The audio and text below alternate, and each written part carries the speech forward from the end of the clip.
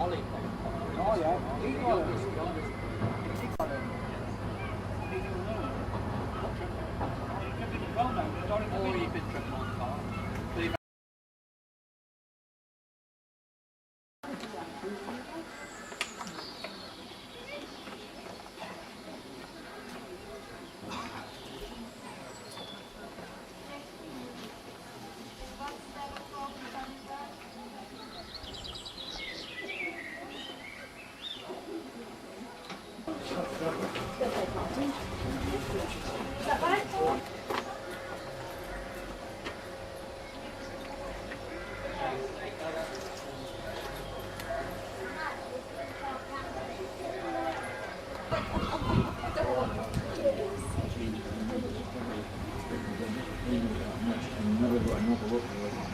John? Yeah? So what's it say? Beware of dangerous cliffs. Beware of dangerous pricks. Cliff Richard. Beware of dangerous cliffs.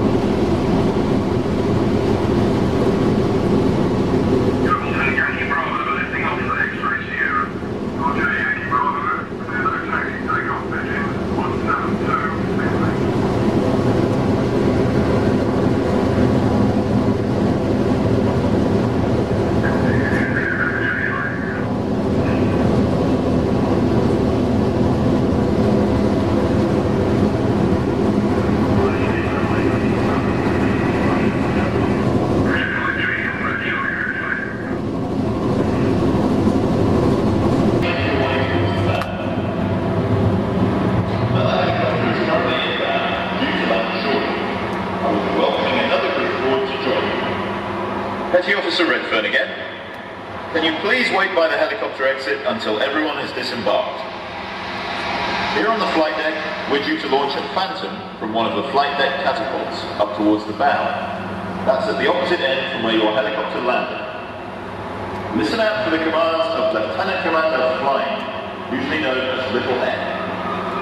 He is the flying controller, flying up over the deck in the island, on the opposite side from where your helicopter landed.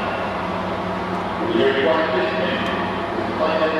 Please remember, flight decks can be hazardous environments. Watch where you're going and don't run. This is a McDonnell Douglas Phantom, 30 tons of frontline fighter. With a top speed of 1,400 miles per hour, more than twice the speed of sound, at a rate of flying of 32,000 feet per minute, air patrol now. If necessary, a Phantom can be scrambled in less than 10 minutes, raised from below decks to the flight deck, wings unfolded, and away she'll go. He stands to the front of the aircraft, and the two men under the aircraft are his flight deck engineers. They're nicknamed Badger, and you can see why, wearing his black and white waistcoats. There's so much noise on the flight deck that virtually the whole operation is carried out by a series of well-drilled hand signals, but it all runs like a well-oiled machine. It has to. The plane guard helicopter is in position. The Phantom pilot has received his briefing and been given his routine. In a few moments, you'll see the jet blast deflectors to the rear of the aircraft rise. They protect personnel and the flight deck itself from the heat and force of the engines. Up they go. The pilot carries out his final checks. He sets the tail plane to take-off position. The badges fix the catapult stops to the underside of the aircraft. The catapult is tensioned. The pilot checks the flight code, the flight controller.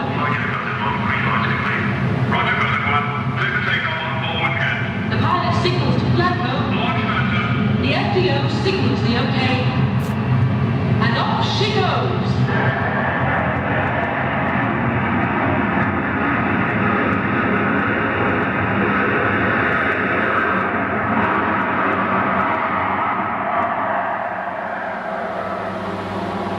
Please. If you look at the clock, by the way, you'll see a piece of history, the two segments marked in red. In the old days, when signals were very busy, there had to be a way for emergency and distress signals, so that aircraft have enough headwind for takeoff and landing.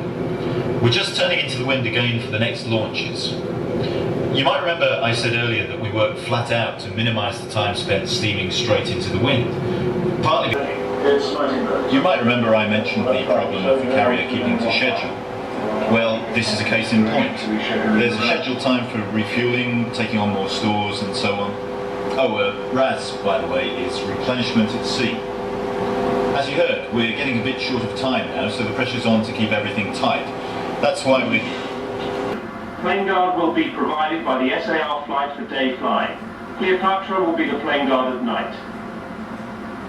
This is the largest of four briefing groups. It is used as a central briefing for fixed-wing crews, so that launch, recovery and details of the weather are only given once to several... NBCD Stage 2, Condition Yankee, close all watertight doors, Juliet section to the stern, 2 deck and above. Out on the flight deck, they're about to rig the emergency barrier, which is... I'll try and show you what